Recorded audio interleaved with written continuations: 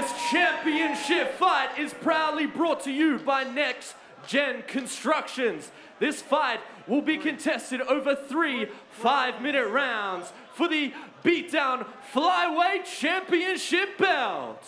Introducing to you first, fighting out of the blue corner, trained by Renato Sabucic out of MMA FFT. She weighed in officially at 57 kilograms even. She has a professional record of 4 wins and no defeats. Fighting out of Sydney, Australia, she is a BJJ brown belt. Ladies and gentlemen, make some noise for Faine Mesquita!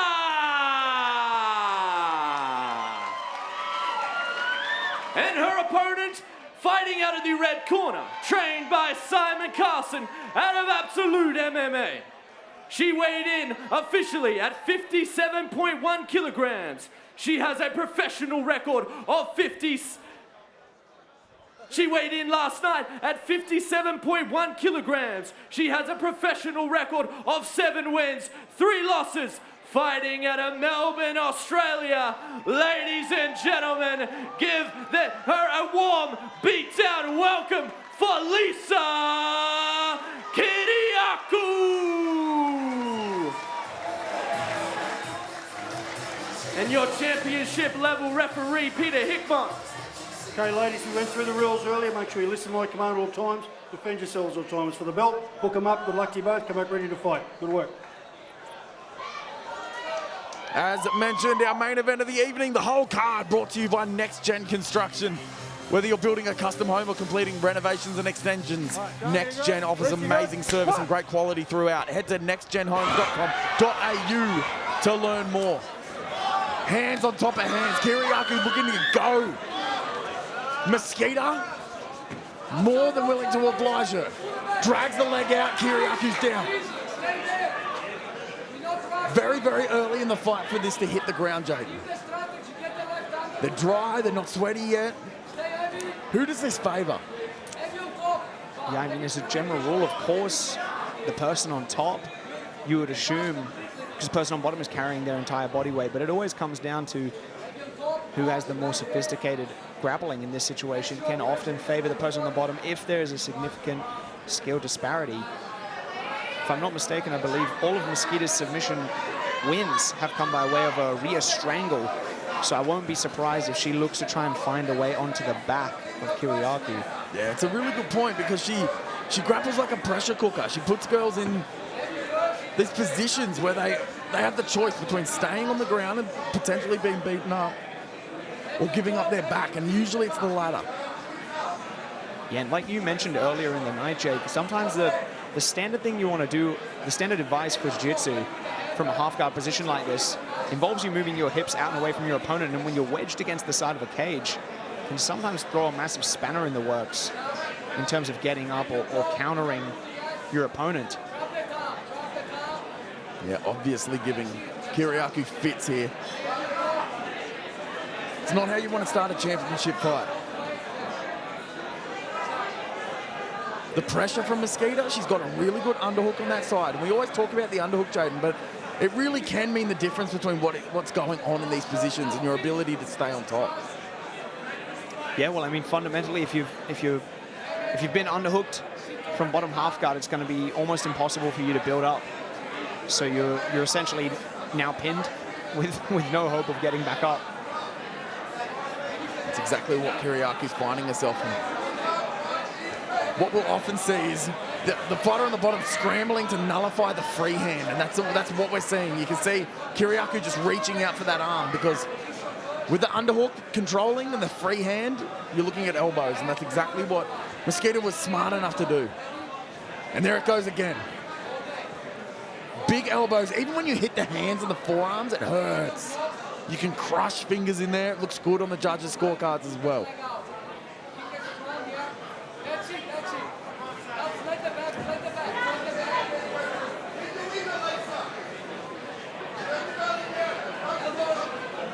Big elbows starting to land from Mesquita in that position.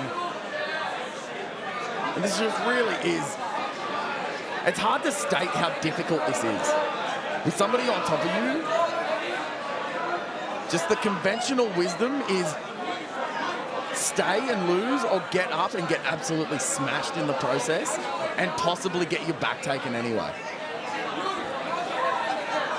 So when people are thinking like there's not much going on, it's like, yeah, because Mesquita's earned the right to be here and Kyriacou really has to pick her moment. Yeah, absolutely. I mean, Kyriacou keeping that knee shield in place to prevent Mesquita getting a full chest-to-chest pin, but at this point, it's like, how much is that really doing? Almost nothing. He's still taking massive damage on the bottom there, even with that. Yeah, it's a really good point. It's like, are you trying to win or are you trying to not lose? And it just feels like sometimes we get these frames in, we get these safety protocols in play, but they're actually holding us back.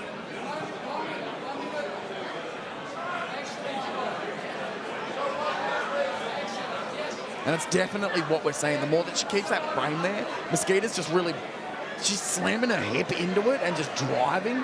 And each time that she does that, you see Kyriacou's back go to the mat. Yeah, and Mesquita has just been able to maintain this underhook with her right arm the entire round.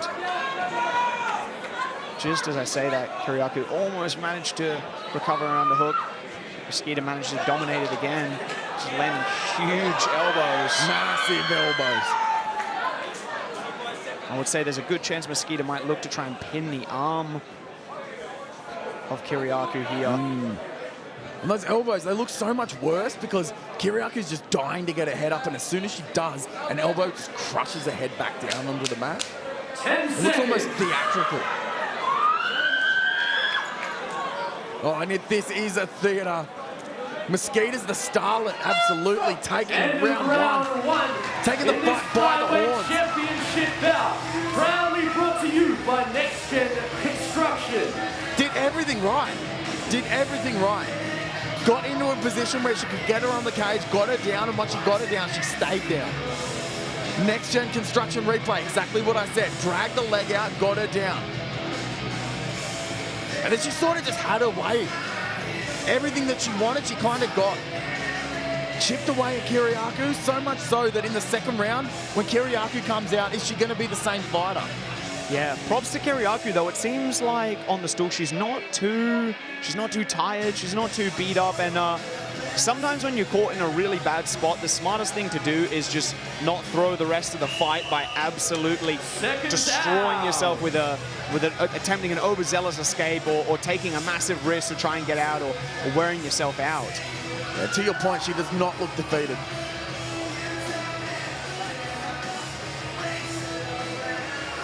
Good. Second round. Couple right hands for Kyriacou. You can just see the intent in the punches. Mesquita's just got a little bit more conviction in her punches. And for good reason. Oh, she's looking to hook that leg again. Kyriacou, though, learning. That was the beginning of the end in that first round where it really, the fight got taken away from her. Mesquita, she's just like educated with her legs, being able to at least hassle the foundation, the legs of Kyriacou, and give her a lot to think about. Yeah, I'd say Kyriacou now on the whizzer with Mesquita leaning forward. I'd say Kyriacou might look to try and throw her forward. Probably not now. They end up a bit more chest to chest. Great reversal by Kyriacou there. Huge. Mesquita reversed just again. On top of it. It really looks like Mesquita's seen all this stuff before, and I think it's because she has.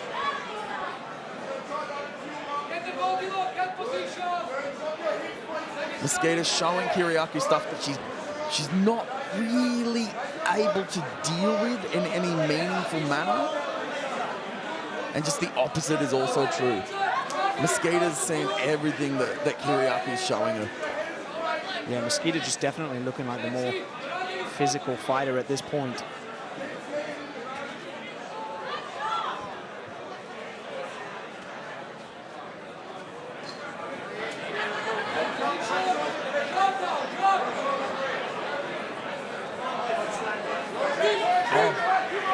That's the moment. That was the moment for Kyriacou. She had the head control off. She had the underhook, and now she's stuck forcing it because that moment of reprieve, she didn't really make anything of it, unfortunately.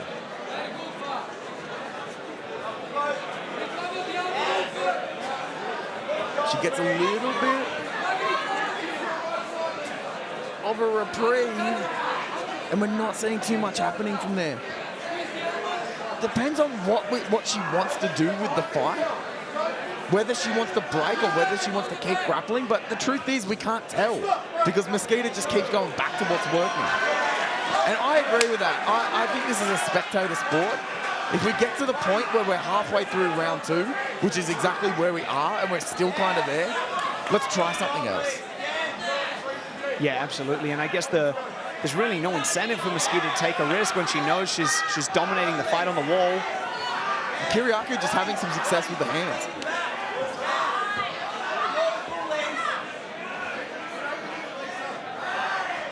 I think a little bit more activity with the lead hand, especially look at the rhythm of Mesquita. It's actually quite plodding and slow.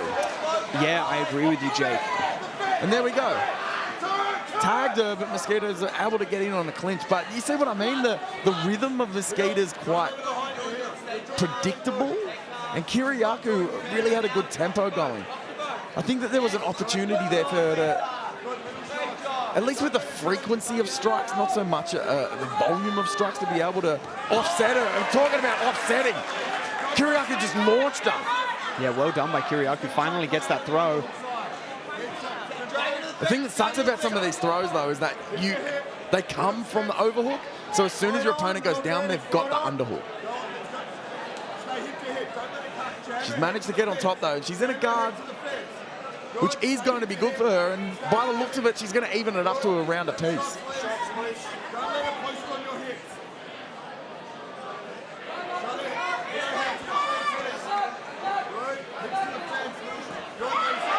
Oh, big strikes.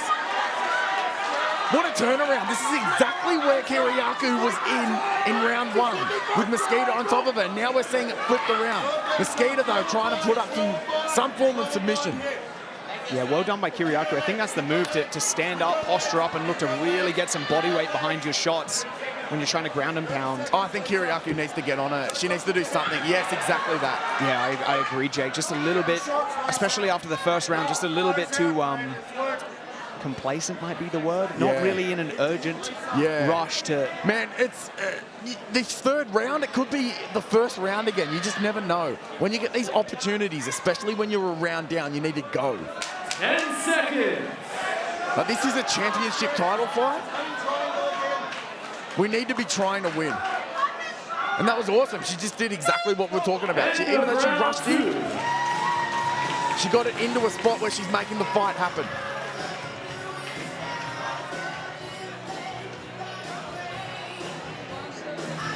Corner of Faine Mesquita all over her, giving her advice. Next gen construction replay.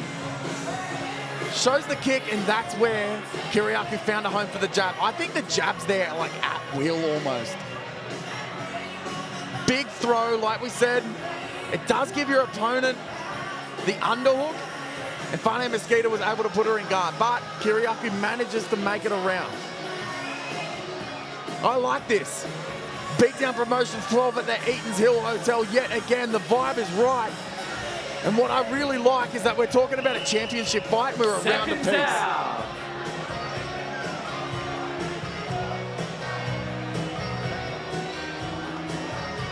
Ladies and gentlemen, this is the third and final decider for the Flyweight Championship.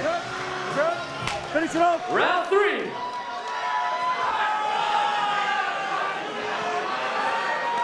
Faine Mesquita choosing to come out in southpaw.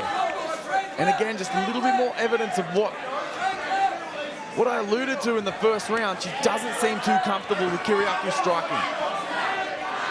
The head movement there, it's almost just a placeholder. It's not actually a defensive maneuver, and it's not really setting anything up.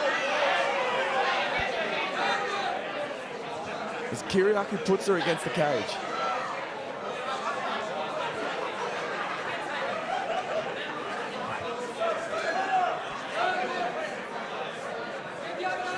And Mesquita doing really well. Not just pummeling for that underhook. Now she's got 2.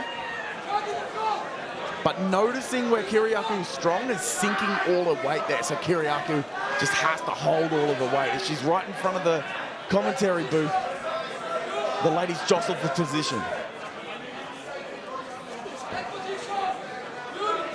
You can hear the corner. Faine Mesquita just asking for head position. And I've heard head control being called the jab of cage fighting, Jaden, and I couldn't agree more.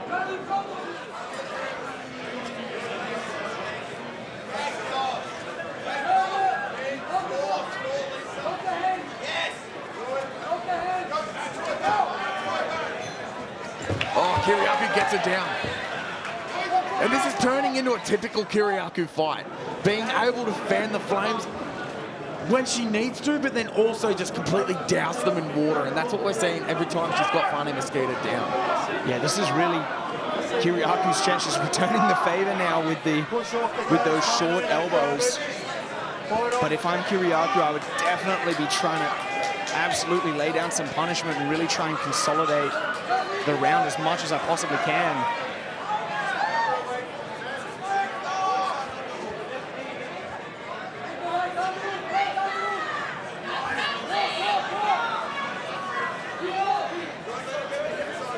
Mesquita trying to walk up the fence to find a way out of the pin of Kyriacou. Props to both ladies grappling.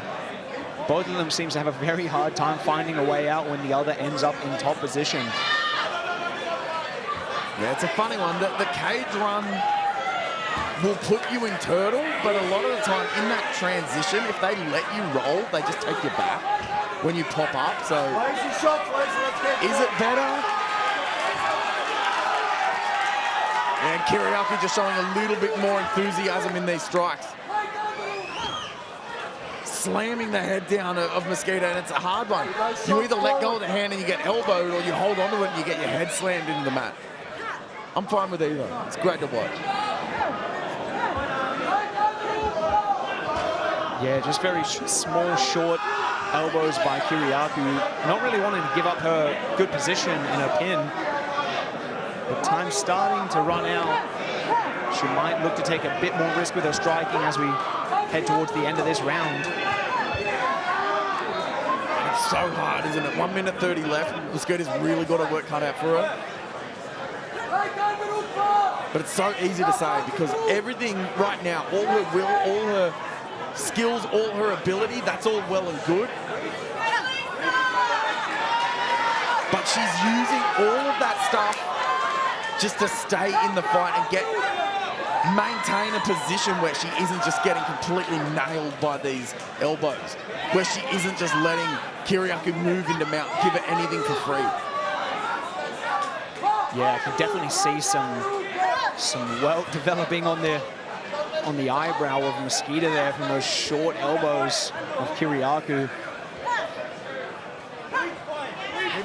And even just a small attack like that, it's cumulative. They add up and you keep elbowing that same spot again and again and again. Even just a small elbow just like that can do huge damage over time. 100%. 100%. And Kyriacou, it doesn't look fancy, but she really is beating her up at this point.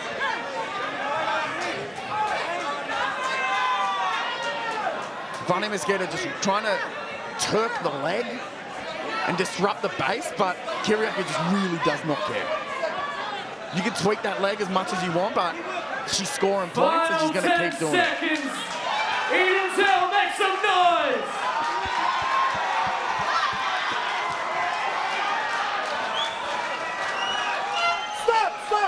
Man, big showing for Lisa Kyriacou.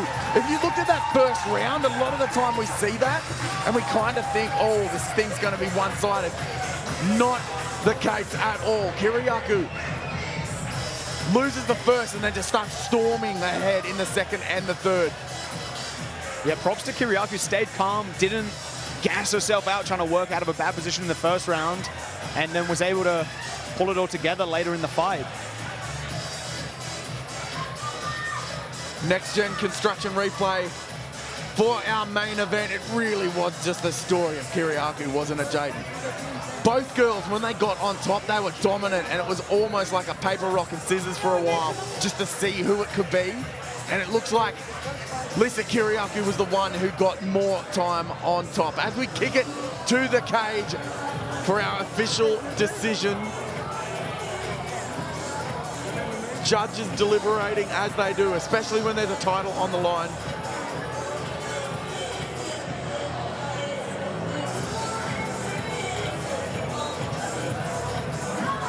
I was very impressed with the heart of Kyriacou. A lot of the time, like I said before, the first round won't go your way. Fighters can shut down, they can worry, they can think about not losing, but not Kyriacou. Yeah, so right. From a selfish point of view, I wish Kyriacou let that ground and pound go a bit earlier. We saw at the end of the round what she was capable of letting him go. It was doing massive damage. I wish she did that a little bit earlier in round 3. She might have finished the bout, but either way, great performance. Yeah, and we can see that side of the head because Faine Mesquita was on her side. We can see that side, and it's really, really starting to swell up now. Ladies and gentlemen, after 3 championship rounds of action, we go to the judges' scorecards for a decision. Judge 1 scores this contest 29-28. Judge 2, 29-27. Judge 3, 29-28. For your winner by unanimous decision, in the red corner, and new Beatdown Flyweight Champion, Lisa Kyriacou.